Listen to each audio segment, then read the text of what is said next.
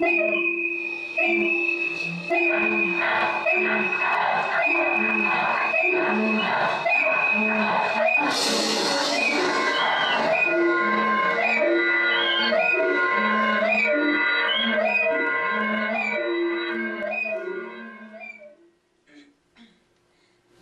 desaparecida.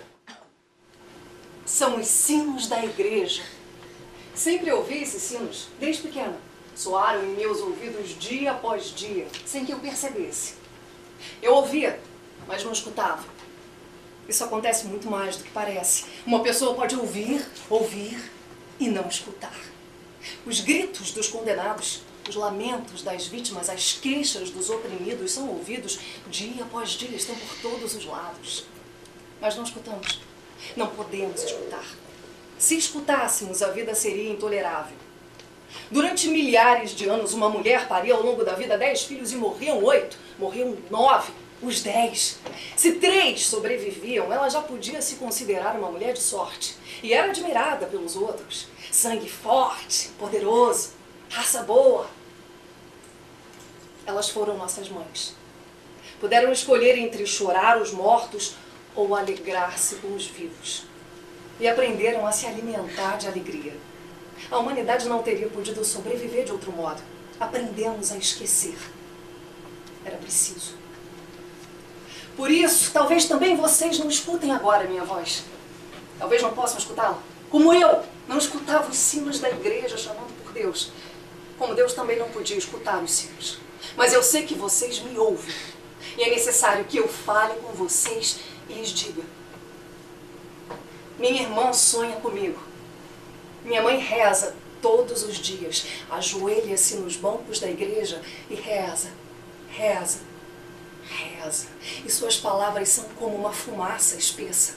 Se misturam com o som dos sinos e se elevam no céu de domingo, de terça, de quinta-feira. E perguntam a Deus se ainda estou vivo. E Deus, coitado, sorri. Ele sabe onde estou. Sabe o que me aconteceu. E não pode responder a minha mãe. E ainda que ele respondesse, ela não me escutaria. Quantas vezes gritei, pensei, chorei. Mãe, me ajuda. Me pegaram. Mãe, estou presa. Me ajuda. Me pegaram. Minha irmã sonha com nossas risadas no jardim. Sonha com o nosso Fusca velho. Sonha com a foto da minha formatura. A minha mãe me dizia, você é a minha alegria. E passava a mão nas minhas costas, delicadamente, como para ter certeza de que eu estava mesmo ali. E ia regar as plantas. Isso me deixava muito feliz. Puta. Sua puta, quem era o seu contato? Mete logo uma bala nela. Onde esse filho da puta tá escondido? Fala logo, imbecil. Os outros se encagaçaram e falaram tudo. Não se faça de mártir, que nossa paciência já está acabando. Tinham me posto um capuz e eu quase não podia respirar, de tanto calor. Me jogaram no chão, arrancaram a minha roupa. Os botões voaram longe. Eu apertava a saia com as coxas e me bateram com alguma coisa muito dura para me fazer soltá-lo. Depois amarraram os meus pés e me arrastando, nua, me penduraram num pau, de cabeça para baixo, com as pernas abertas. Senti que uns dedos entravam em mim. Procura aí na buceta dessa idiota. Essas putas guardam coisas na buceta. Procura! Procura! E rio. Senti que um líquido quente me escorria pelos peitos, pela cara. Eles riam. Começaram a me bater com um chicote, nas costas, nos braços, nos tornozelos, no interior das coxas, depois na barriga. E riam. Depois me enfiaram um fio pela vagina, pela boca, pelo ânus e começaram a me dar choques. Não sei quanto tempo passou, nem aonde me levaram. Me jogaram num lugar frio, onde havia outras pessoas. Eu continuava com os olhos vendados, as mãos amarradas nas costas. O corpo todo me doía. Eu estava cheia de queimaduras. Me doía tanto que já nem doía. Encolhi as pernas e senti o contato de outro corpo. Me encolhi ao lado dele. Me deu tanto prazer sentir a respiração. Notar o calor que saía daquele corpo. O outro corpo também procurou o meu. Apertou os pés dele contra os meus. As mãos me tocaram. Ali ficamos dormindo, talvez desmaiados. Os sinos me acordaram. Tocavam como se fosse um dia qualquer. Calmo, preguiçoso, um dia como os outros. E então eu entendi. Reconheci os sinos. Estou ao lado de casa. Mamãe, minha irmã, são os sinos da igreja. Que sorte! Vamos, de pé! Obedeci, mas as pernas falharam. Caí de bruços, bati com a testa na laje do chão e então me pisotearam. Senti as botas nas coxas, nas costelas, nas nádegas. Me levantaram de qualquer jeito, me agarrando pelos ombros e me levaram mais uma vez para ser interrogada. Você quer ver a sua mãe gritar? Se não falávamos, trazer a sua velha e matamos ela na sua frente. Deus, meu Deus, me ajude. Cala a boca, puta comunista. Deus não vai ajudar você porque você não acredita nele. Nós sim acreditamos. Mete o revólver na boca dessa puta. Tem que matar uma idiota dessas. Não, melhor, eu vou meter outra coisa. Tá boa, magra, mas pode engordar um pouquinho.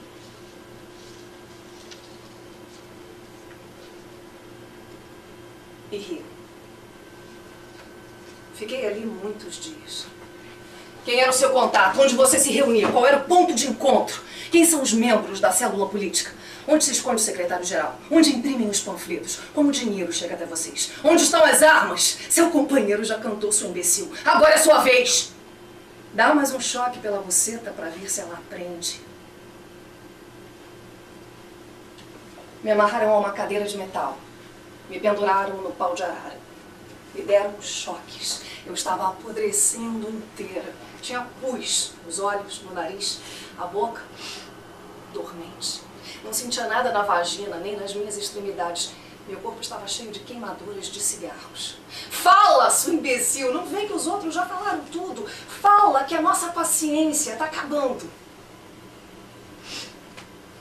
Minha irmã sonha comigo. Minha mãe reza todos os dias. Mamãe, me pegaram.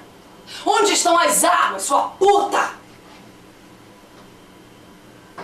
Minha irmã sonha com nossas risadas no jardim. Sonha com o nosso Fusca velho. E sonha com a foto da minha formatura. A minha mãe me dizia, você é a minha alegria. E batia de leve nas minhas costas, sorrindo. E ia regar as plantas. Tudo vai dar certo. Vai dar tudo certo. A médica que olhou a minha perna me disse que vai dar tudo certo. Que eles sabem que eu não sei de nada. E que a perna está infeccionada, mas que não é gangrena ainda. Vamos soltar. E eu vou poder me tratar. Vai dar tudo certo. Me vi depois sobrevoando o mar. Tudo era verde, azulado, profundo e vivo. Eu queria chegar ao chão. Sentia paz. Muita paz. Eu olhava nos olhos azuis do Miguel. Os olhos azuis do Miguel olhavam para mim e eu sabia que nós dois estávamos sonhando juntos e que eu não queria acordar. E então Miguel disse, por favor, amarrem a gente junto. Amarrem a gente junto. E nos amarraram. Senti que algo se abria debaixo dos nossos pés, ouvi um barulho ensurdecedor. Eu estava gelada. E embora estivesse abraçada ao Miguel, um calafrio me percorreu a espinha.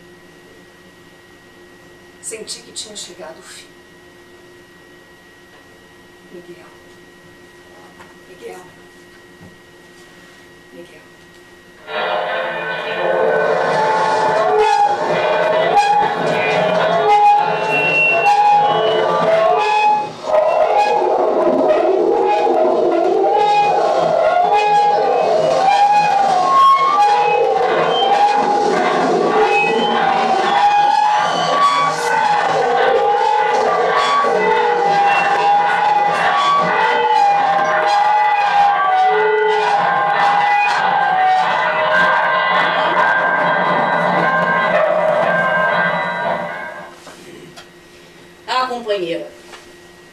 Ela era chamada de canarinho porque caminhava como um passarinho. Sabe? como se desse pulinhos, como se estivesse o tempo todo com pressa. Todos os dias ela era levada, voltava muda, com a pele transparente, arrepiada de terror, de dor. Se deixava cair sobre o colchão de palha e, enquanto eu abraçava, ela me contava com a sua voz suave o que eles faziam e diziam a ela. Um militar velho, depois da tortura, ficava ali e massageava as pernas dela. Nada além disso, só massagens. E dizia, fala menina, não vê que os outros já abriram tudo? Não deu uma de Marte. Fala que a nossa paciência já está acabando. E esse mesmo homem todos os dias dava algo a ela. Um pão, uma noz, um pêssego, uma laranja. E dividíamos o pêssego com uma menina que dormia perto da gente e chorava sem parar. Pelo menos enquanto comia, parava de chorar. Claro que a levaram. E nunca mais se soube nada dela. Nenhum rastro, uma folha, um alento, um fio de cabelo, uma flor para marcar sua passagem, uma migalha de pão para indicar o caminho, um grito, um suspiro, nada. Eu a conheci numa região muito pobre no verão de 1970. Trabalhávamos as duas como voluntárias para ajudar no desenvolvimento daquela área. No início eu não fui muito com a cara dela. Logo percebi que era de família rica. Talvez nem fosse tão rica assim, mas com certeza nunca tinha lhe faltado nada. E quando entrava nas casas e via a miséria, arregalava os olhos, ficava muda olhando. Uma vez a encontrei na rua já bem alta, uma garrafa de cachaça. Nessa época tínhamos terminado a faculdade. Vou sair do país, ela me disse. Teria sido melhor se tivesse ido, mas acabou ficando. Se apaixonou por um rapaz que andava metido com política, um militante que trabalhava como assistente social. O nome do cara era Miguel. Me lembro perfeitamente porque ela inventava poemas de amor para ele. E como ela os esquecia, porque não tínhamos papel nem lápis, nem dava para conseguir. Então os poemas iam mudando, lentamente. Nunca eram os mesmos, mas o que sempre se repetia era o nome. Miguel, Miguel, Miguel. Quase acho que é melhor assim. Quando se escreve a poesia, perde-se algo, perde-se a espontaneidade. E eu caçoava. Mas que espontaneidade pode ter um soneto? E com coisas assim matávamos o tempo enquanto esperávamos para que viessem nos buscar para nos matar. Também trocávamos receitas de cozinha. Ela me ensinou a fazer lasanha e eu me esmerei com os doces da minha avó. Torta, jabanada, doce de ovos. Um dia trouxeram sangrando, com o pé estraçalhado. Tinham-lhe dado um tiro no tornozelo. Ela disse que tinha sido um erro, que não culpássemos ninguém. Que de repente sentiu uma ardência e ouviu um disparo de bem perto. Mas que logo cuidaram dela. Veio uma médica que enfaixou o pé dela e até lhe deu um calmante. Depois lhe pediram desculpas, prometeram que ela ia sair logo dali. Eu não sei até que ponto ela acreditava. Mas a pessoa sempre se agarra à esperança. Através de uma fresta que tinha na parede, que dava para o pátio, ela olhava a lua horas a fio. Dizia que via os olhos do pai sorrindo para ela. E se lembrava do calor do colo dele quando ele lia histórias para ela dormir. Ela sempre pedia a história de João e Maria. É a história da nossa geração. Entramos no bosque e nunca mais encontramos o caminho de volta. E nossos pais não nos entendiam. Só queriam se livrar da gente. Eu dizia essas coisas a ela por brincadeira, mas ela levava a sério, ficava com os olhos cheios de lágrimas. Meu pai gostava muito de mim, ela dizia. Talvez a gente se encontre novamente no céu. Quem sabe? Às vezes eu penso que talvez eles tenham se encontrado mesmo. A última vez que a vi, no dia que a levaram, aconteceu uma coisa engraçada. Quer dizer, engraçada talvez não seja a palavra. Ela estava com muita febre, a ferida tinha infeccionado, ela sentia dores horríveis. Naquela manhã disseram que ela ia embora para casa, para a família. E quando a chamaram, ela tirou a jaqueta, uma jaqueta de couro bonita, vistosa. Presente da minha mãe, ela dizia, quase que pedindo desculpas a todas. Ela tirou a jaqueta, entregou a jaqueta à menina chorona e lhe disse, fica com ela, você vai precisar. Abriram a porta, de repente entraram vários homens, apontaram para a menina que tinha acabado de pôr a jaqueta, toda contente, e arrastaram para fora. Não tivemos tempo de reagir, nem de esclarecer um mal-entendido. Minutos depois trouxeram a menina de volta, chorando muito. E aí sim, finalmente levaram a Canarina. E nunca mais se soube nada dela. Nenhum rastro, nenhum suspiro, nenhuma migalha de pão para indicar o caminho.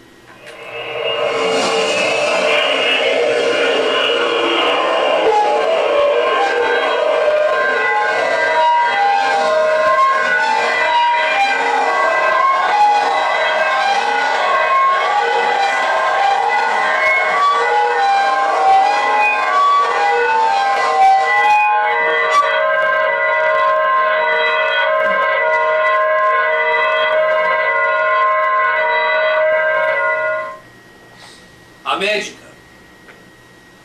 Mas vão acreditar em quem? Será que agora tem o mesmo valor a palavra de um criminoso e a de um servidor da pátria? O senhor está me dizendo que me cale? Achei que queria ouvir o meu testemunho, por isso me mandou ouvir, ou estou enganada? Pois então pergunte, pergunte. Pergunte e eu responderei. Tortura. Vamos voltar novamente a isso. Não, senhor. Não houve tortura. Pelo menos não na minha frente. Pancadas sim. E tapas e chutes, uma porrada, outra. Isso já lhe disse, mas tortura é outra coisa no meu entender. Vamos chamar as coisas pelo nome certo? Sim. Eu a examinei. Era uma jovem de pele muito branca, cabelo preto, comprido, liso, quadris estreitos, muito magra, baixa, pouco busto, quase de adolescente. Lembro dela perfeitamente. E vou lhe dizer uma coisa, senhor juiz. Ela me pareceu uma pessoa e tanto, viu? Uma moça muito boa, séria, educada. Infelizmente, parece que foi seduzida por um colega da universidade, comunista. Um sujeito muito perigoso, terrorista. Violentada? Ora! O senhor está sabendo mais do que eu?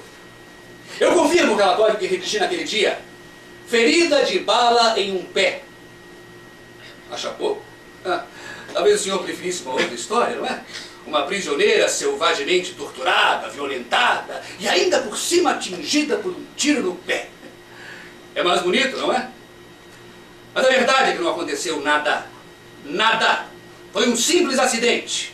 Como o senhor pode comprovar, se der ao trabalho de passar os olhos, na declaração da própria detenta, que o reconhece de motu próprio. Foi um lamentável incidente não intencional. Falam muito, senhor juiz. E é lógico. Os militantes comunistas são doutrinados a declarar sempre que foram vítimas das piores torturas. E contam coisas incríveis, absurdas, desumanas. E nós, mulheres, somos as piores. Não me envergonho de reconhecê-lo. Porque nesses casos, é preciso levar em consideração a patologia histérica. Dominada pelo medo, que na verdade encobre um desejo secreto, a histérica imagina todos os tipos de fantasias e acredita que aconteceram. Esse é um fenômeno, senhor juiz, clinicamente verificado e bem conhecido, desde que foi descrito pela primeira vez em Viena por Sigmund Freud, quando ele percebeu que as histéricas que iam ao seu consultório declaravam sistematicamente terem sido violentadas pelo pai na infância. É preciso levar em conta que no primeiro momento o Dr. Freud até acreditou no que elas contavam. Pois então, toda essa história de estupro sob tortura, garanto-lhe, baseada em minha experiência de 20 anos como médica militar, que é um mito, uma fantasia histérica. Esse é o meu diagnóstico. Está bem. Imaginemos que possa ter havido algum caso, claro, que em qualquer lugar pode haver um psicopata, claro, pode acontecer. Imaginemos que levado por um excesso de zelo, o indivíduo extrapole, abuse, cometa algum excesso, mas não é disso que estamos falando de forma alguma. Aqui se trata de uma generalização contra os militares, contra soldados exemplares que sacrificaram anos de suas vidas a serviço de seu povo, de sua pátria. O senhor esqueceu de como o povo implorou para que nós, militares, salvássemos o país. Eu vivi os dias de anarquia, antes de assumirmos o poder. Ninguém me contou, não. Eu vi, com meus próprios olhos. Achavam que todos deveríamos ser iguais. Mal educados, folgados, preguiçosos. E se alguém trabalhava e se comportava decentemente, os outros queriam prejudicá-lo a todo custo. Não, meritíssimo. Todo esse blá, blá, blá de desaparecidos foi muito exagerado. Para prejudicar os militares e desmoralizar as forças armadas. coisas inverossímeis. Dizem que amputaram dedos e mãos dos prisioneiros, que os castraram, queimaram com maçarico, derramaram soda cáustica nas feridas, fizeram que comessem excrementos, injetaram neles o vírus da raiva, os bacilos do cólera, da sífilis, que sei eu. Os maiores disparates. Qualquer infâmia é capaz de manchar a honra do exército. Isso é intolerável, seu juiz. Isso é uma vergonha. Mas como é que o senhor pode acreditar que isso é possível? Que o exército de um país civilizado possa se comportar dessa maneira? Não percebe que é uma deslavada mentira publicitária destinada a nos desacreditar? Aí está. Um relatório formal. Esses são os fatos. Um lamentável acidente reconhecido voluntariamente pela vítima. Eu tratei dela. Ficamos íntimas. Uma boa moça. Só tinha um defeito, era muito obstinada. Quando metia uma coisa na cabeça, não havia santo... Não. Eu não estou dizendo que não tenha havido violência. Claro que houve, ninguém aqui está negando isso. Mas será que alguém pode imaginar que se possa chegar para os terroristas com um cafezinho e biscoitos e perguntar para eles: desculpe, senhor terrorista, mas será que o senhor poderia me fazer a gentileza de dizer quem é que o senhor pretende matar? E quando? E onde? Senhor juiz, o senhor sabe que as coisas não funcionam assim, sabe até bem demais. O senhor já deve ter condenado muita gente por causa disso. De modo que não me vem agora com hipocrisias. Além do mais, às vezes paga o justo pelo pecador, como é o caso dessa moça. Eu disse a ela 1000 vezes, muitíssimo, que parasse com as bobagens, que tivesse paciência, que se calasse. E o senhor acha que ela me ouviu? Cale-se, menina. É melhor. Cale-se, que disseram que vou soltar você. Não está vendo que eles já sabem que você não é ninguém? O que eles queriam era pegar o seu namorado. Já pegaram, rapaz, não precisam mais de você. Vamos soltá-la. O que você quer mais, hein? Vamos soltar você. Se tivesse me escutado, talvez ainda estivesse viva. Eu disse que mataram a moça? Quando eu disse isso? Meritíssimo, eu me limitarei a assinar o que figura no referido relatório. E vou lhe dizer mais uma coisa. Se o senhor se preocupa tanto assim com os direitos dos prisioneiros, por que não denunciou a situação na época em que as coisas estavam acontecendo? Ou será que o senhor não tinha olhos para ver como chegavam até o senhor os acusados? O senhor não via? As queimaduras, os roxos, os olhos ensanguentados? Não. Eu repito que não estou dizendo que tenha havido tortura. É o senhor que está falando em tortura. Eu só estou dizendo... O que eu estou dizendo é...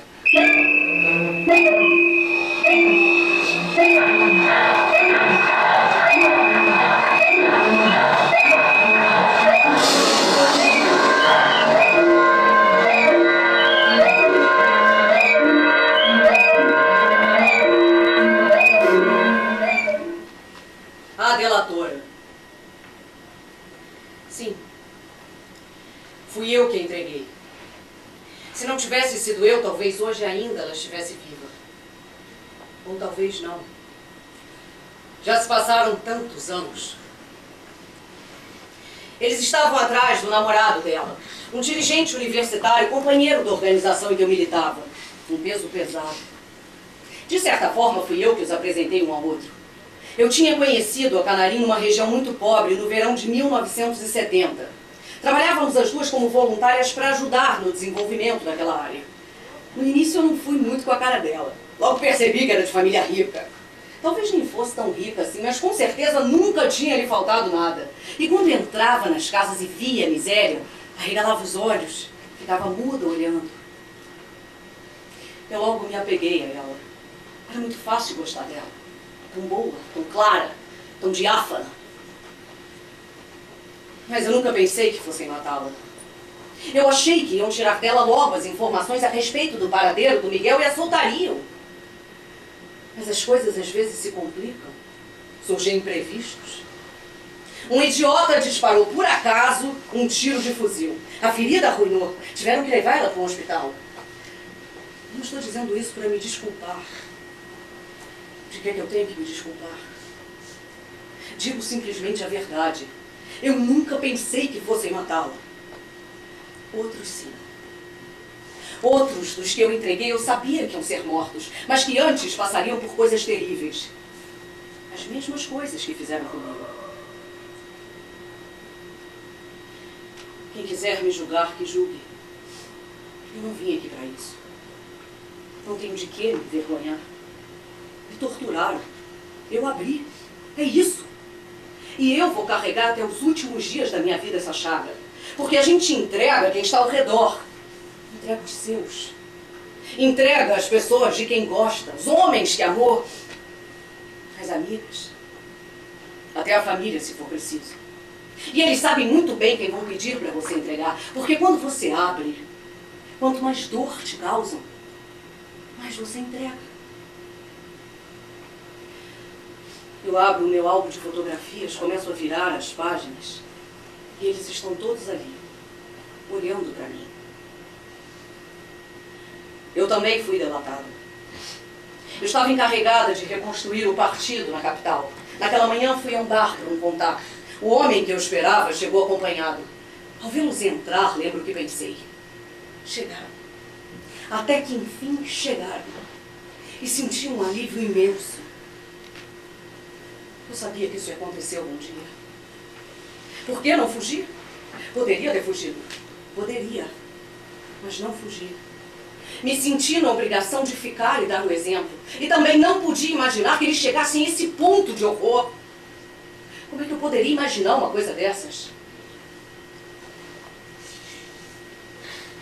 Quando me pegaram, assim que eu cheguei na prisão, tiraram a minha roupa, me apalparam e me penduraram num pau. Ficaram a tarde toda me batendo com a fivela dos cinturões até que o chão ficou coberto de sangue. Eu estava com os olhos vendados. Mas depois de ficar tanto tempo ali de cabeça para baixo, a venda afrouxou e eu pude ver o chão de lajotas cor de terra. E o sangue escorria pelo meu corpo todo. Eu não sei como eu pude aguentar. Eu acho que eu estava tão zonza que as palavras não saíam. Também eles não perguntavam nada de concreto. Só queriam me amaciar. Depois sim. Na segunda sessão apareceu um oficial da inteligência. Aí sim a coisa mudou. Me enfiaram fios pela vagina, pela boca, pelos ouvidos, pelo ânus e começaram a me dar choques. Eu tinha que ter falado naquela hora. Se estava escrito que eu ia acabar falando, por que eu não falei logo de uma vez? Mas era só me darem um choque que eu desmaiava. Me davam umas convulsões, eu perdia os sentidos. Vendo que assim não avançavam muito, foram buscar o meu filho, que tinha 6 anos, e o puseram na minha frente. Me levaram a um lavabo e disseram: arrume-se que tem visita. Eu me lavei, me vesti, e pela primeira vez, sem a venda nos olhos, eu pude me olhar no espelho. Ao me ver, eu comecei a chorar, aterrorizada com o que tinha feito comigo. Assim que cheguei na sala, já pude ouvir os gritos. Tinham amarrado o menino a uma cadeira, os pés, as costas, e um homem segurava a mão dele. Esse homem tinha um quebra-nozes, e quando eu ia me aproximando, ele apertou os dedos do menino. E eu pude ouvir como triturava os ossos do meu filho. Mamãe, mamãe, diz para eles o que eles querem. Diz para eles. E eu gritava: filhos da puta. Filhos da puta!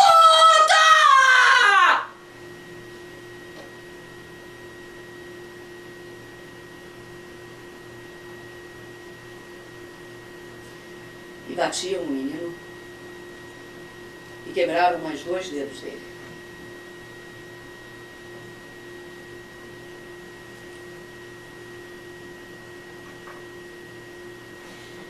Hoje meu filho mora na Suécia com o pai. Já estávamos separados quando tudo isso aconteceu e eu nunca mais quis voltar a vê-lo.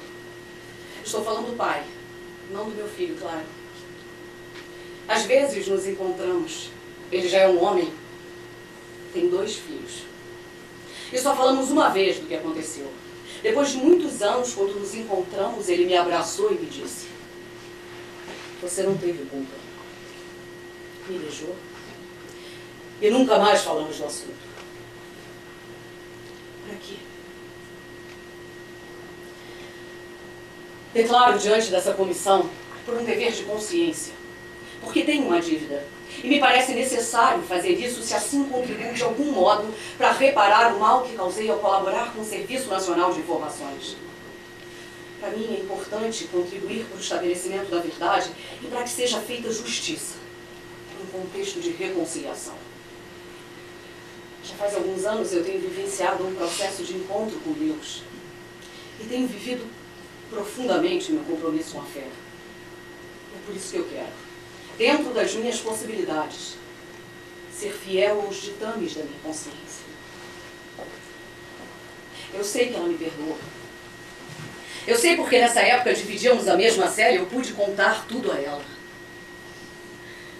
Pode me odiar, Canarinho. Fui eu que entreguei você. Fui eu que os levei até a sua casa. Ela me abraçou, me beijou. E apesar de estarmos com os olhos vendados, eu sei que ela o fazia sinceramente. As mãos não mentem. Ficamos mais algum tempo abraçadas e quando ela percebeu que eu estava mais tranquila, tirou um pêssego do bolso. E nós o dividimos. Algumas noites, através de uma fresta que tinha na parede, que dava para o pátio, ela olhava a lua horas a fio. Dizia que via os olhos do pai sorrindo para ela e se lembrava do calor do colo dele quando ele lia histórias para ela dormir. Ela sempre pedia a história de João e Maria. E chorava quando os passarinhos comiam as migalhas de pão e as crianças não encontravam mais o caminho de volta para a casa dos pais. E eu dizia a ela: é a história da nossa geração. Entramos no bosque e nunca mais encontramos o caminho de volta. Mas eu nunca pensei que fossem matá-la. Muitos meses depois comecei a colaborar com o Serviço Nacional de Informações, junto com outras companheiras que também haviam sido cooptadas. Ainda me levavam de vez em quando para identificar alguém, mas cada vez menos.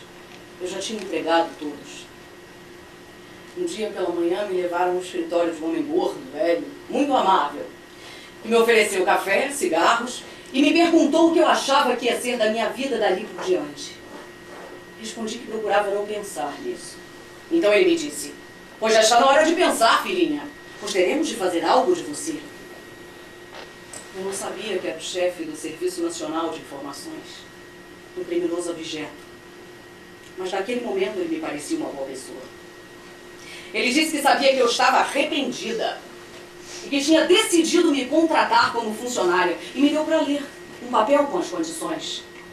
Eu li e perguntei se tinha escolha. E ele respondeu: é sim ou sim. E sacou um maço de dinheiro. Tome, vai jantar no restaurante Palace. Um dos meus oficiais estará esperando por você. Ele será o seu chefe imediato. Era um milagre. Depois de um ano no inferno, estavam me pondo finalmente em liberdade. Naquela noite, perguntei ao meu chefe pela Canarinho e soube o que tinham feito. Enquanto ela estava presa, a aeronáutica, por sua conta, capturou o namorado dela numa operação. Como a menina parecia ajuizada e era de boa família, acharam que poderiam fazer um trato e deixá-la em liberdade. Mas a médica que a atendeu no hospital deu um parecer negativo. A pobre coitada tinha pedido a ela que fizesse um relatório médico onde constariam todas as lesões ocasionadas pelas torturas. Diante disso, decidiram acabar com ela. Ela foi entregue à aeronáutica para que terminassem os interrogatórios e poucos dias depois foi jogada ao mar, de um helicóptero. Ela e o namorado. E nunca mais se soube nada dela. Nenhum rastro, nenhum suspiro, nem uma migalha de pão para indicar o caminho.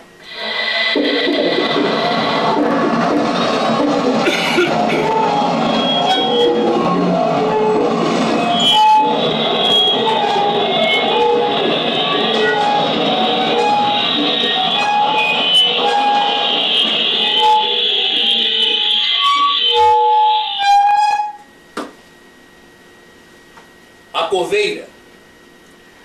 Sabem quiser saber de verdade como é esse país, venha me visitar no trabalho que eu mostro. Eu sou guardiã de um dos setores do cemitério municipal. Isso mesmo, guardiã. Meu trabalho é impedir que perturbem os mortos. O cemitério é assim. Há uma parte muito bonita, onde ficam os grandes mausoléus das famílias ricas. São alamedas amplas, limpas e bem cuidadas. E, no entanto, ninguém anda por essas alamedas fantasmagóricas. Vem um parente ou outro, muito de vez em quando, e só. É que os ricos não cuidam dos seus mortos. Deixam eles muito bem instalados, claro, e se sentem quites. Só alguns casais de namorados se aproximam furtivamente e fazem suas coisas nos cantinhos mais discretos. Se eu passo perto deles, eu olho para o outro lado. Não acho que façam mal a ninguém. E até hoje ninguém do bairro se queixou. Depois vem outro setor, maior, com quadras onde há muitas árvores. E ali ficam nichos enfeitados de flores. E neles se empilham os mortos das famílias de classe média, comodamente instalados até a eternidade. Depois, as alamedas vão perdendo a elegância, as árvores dão lugar aos arbustos, some as sepulturas individuais, os bancos para as pessoas sentarem, as latas de lixo, some tudo. E só ficam nichos cercados de terrenos baldios. E por último, no ponto mais alto do cemitério, ficam os lugares cheios de ervas daninhas que cobrem as cruzes com os nomes dos inquilinos provisórios, porque os que ali repousam não são proprietários. E sua permanência só é permitida por um dado período. Quando vence o prazo, os restos têm que ser levados para uma fossa comum, então um outro defunto é enterrado no lugar daquele que sai. Embora também seja verdade que, às vezes, sabe como são os pobres, não é? Se os governos percebem que um morto é bem cuidado pelos seus familiares, quando vence o prazo, eles retiram os ossos do caixão e colocam no mesmo nicho debaixo do defunto novo.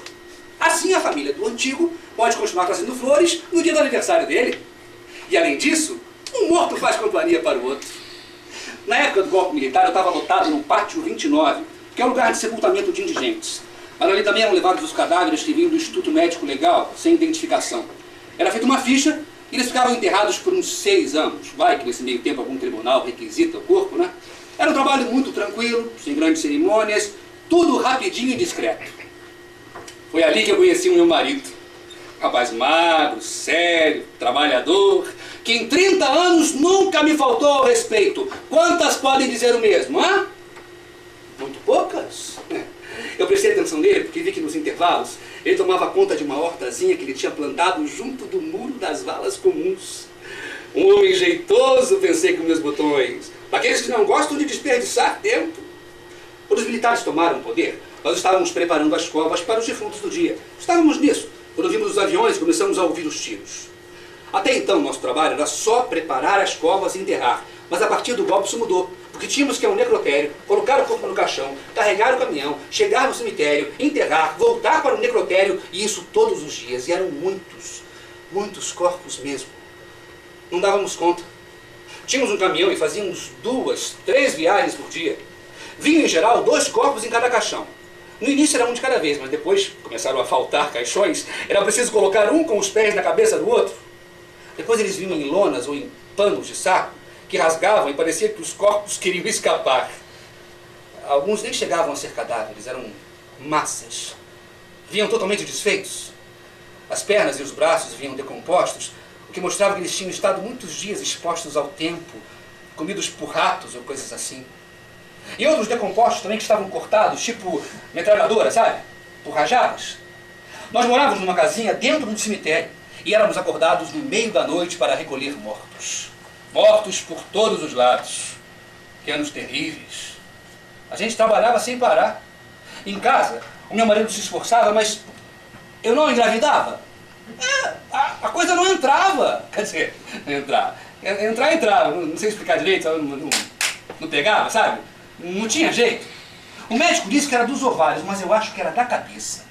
Aqueles corpos eram criaturas. Alguns eram praticamente crianças. Eu via eles encolhidos, com o olhar perdido, como se quisessem ver algo ao longe, para além das montanhas, eu pensava. Os mortos são como fetos, criados no ventre da terra. E quem quer criar um morto? Ah, a moça de que falamos? Lembro bem dela, por isso conseguiram encontrá-la. Pela cara não seria possível reconhecê-la, porque estava arrebentada, queimada, esmagada, sei lá. Mas quando a mãe dela me mostrou a foto, eu a reconheci pelo casaco. Era um casaco de couro, muito caro, com certeza. E ela que estava rasgado. A gola, as costas, furado, sujo de sangue. Era uma moça muito jovem, quase uma menina. Cabelo preto, liso. Devia ser muito bonita. Quando se espalhou a história de que estávamos enterrando ali os assassinados, porque não sei como as pessoas ficam sabendo, mas tudo cai na boca do povo. O pátio 29 começou a ficar cheio de gente que andava pelos túmulos, puxando conversa, amolando, perguntando. E a gente não podia dizer nada, porque tinha uma caminhonete do exército, e se eles vissem a gente dando trela, dava a maior merda. E não é brincadeira não, hein? Já vou contar o que fizeram com a gente. Meu marido ficou com pena daquela mulher, que vinha todos os dias, sentava num montinho de terra com uma foto na mão e chorava, mostrando o retrato para todo mundo que passava. Os militares não faziam nada, que parece que ela era irmã de um general que era amigo do presidente, mas o meu marido viu a foto e disse: é a menina do casaco. E não precisou me dizer mais nada. Que pena o casaco. O caso é que meu marido ficou com dó e disse: senhora, venha amanhã quando os soldados saem para o almoço, e eu desenterro a mocinha. Mas vou precisar de um mandato. A mulher parou imediatamente de chorar, olhou para ele, levantou, foi embora e voltou no dia seguinte com os papéis. Uma autorização de exumação e traslado do cadáver. É pouco ou que mais? Que dificuldade os ricos têm com essas coisas? Nenhuma. Os filhos da tal senhora tinham trazido um carro fúnebre com uma coroa de flores, como se fosse um enterro de verdade. Como nenhum deles se animava a levantar o caixão, que estava todo podre, eu e meu marido pegamos e colocamos no carro. Quando já estavam para ir embora, a mulher se dirigiu ao meu marido e disse: quanto eu lhe devo? E ele respondeu: respeito, minha senhora. Isso que a senhora não tem por nós. Se abaixou, pegou a pá, me fez um sinal e fomos embora. Para essa gente, só o que conta é o dinheiro.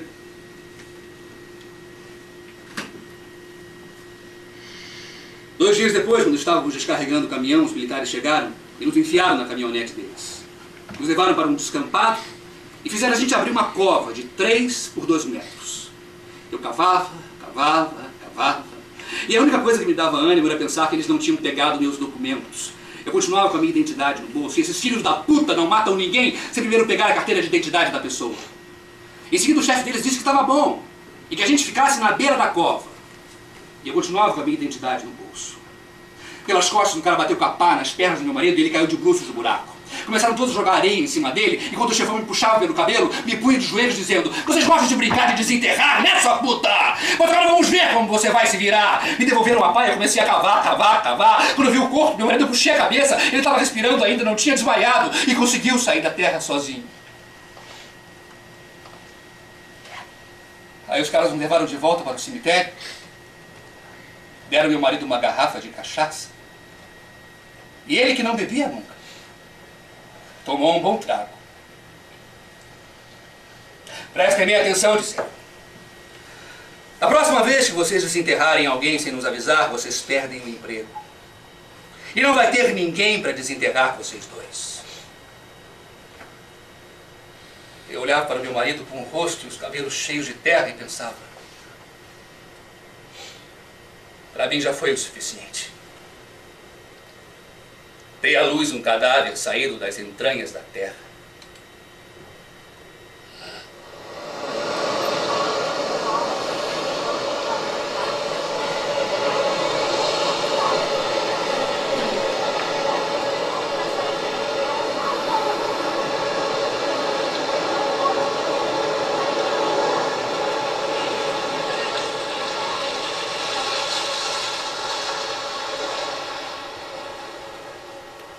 Ninguém sabe há quanto tempo eles tocam. Já estavam ali quando nasci e ali continuam a se lamentar por tantas e tantas coisas. Hoje tocam por mim, porque minha mãe reza por mim todos os dias. Ela se ajoelha nos bancos da igreja e reza. E hoje, que é o aniversário do meu desaparecimento, ela vai rezar ainda mais. Pobre mamãe. Quando me prenderam, meus irmãos não queriam que ela soubesse de nada e a mandaram fazer turismo em Nova York. E a pobre coitada aproveitou para levar vários exemplares do livro branco de defesa nacional, elaborado pela ditadura. Ela nunca entendeu nada do que estava acontecendo, mas é sem dúvida uma boa alma. Eu devo muito a ela. Minha irmã sonha com nossas risadas no jardim. Sonha com o nosso Fusca velho. Sonha com a foto da minha formatura. A minha mãe me dizia: você é a minha alegria. E passava a mão nas minhas costas, delicadamente, como para ter certeza de que eu estava mesmo ali. E ia regar as plantas. Isso me deixava muito feliz. Meu pai não sonha com nada. Como eu gostaria de poder estar com ele. Sentar no colo dele, como quando eu era pequena, e ele lia para mim um livro de histórias. Minha mãe já descansa. Chora e descansa. E eu diria, inclusive, que chorar é o que mais a descansa. Chorou tanto que agora contempla preguiçosamente a chuvinha que cai e embaça as vidraças. Ela ouve o ruído das ruas se apagando quando a noite cai. E então, antes de se deitar, ela pega o álbum de fotografias e chora, chora, chora. Numa pequena urna ela guarda umas cinzas. Acredita que são minhas. E isso me alegra. Se não acreditasse tê-las encontrado, continuaria desesperada. Como tantas mulheres, tantas mães, à procura de um cadáver a cada dia mais distante. Com o tempo, as cicatrizes fecham. E então, muito rapidamente, como chega a noite, chegará o esquecimento. O piedoso esquecimento.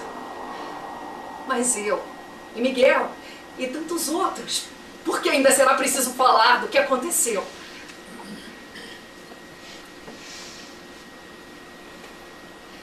Embora vocês também não escutem a minha voz.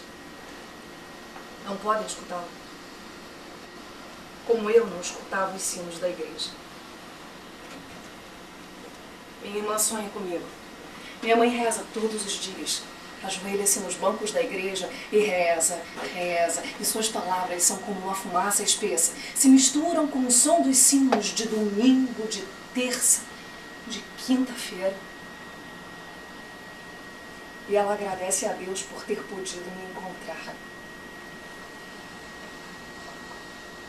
Mas os sinos dobram, dobram, dobram e vão continuar soando por tantas coisas do mundo, até que um dia, de repente, vão parar. E será ouvido o ruído insuportável do silêncio. E então os olhos envergonhados dos tiranos procurarão os nossos. Porque só nós poderemos perdoar. Perdão, justiça.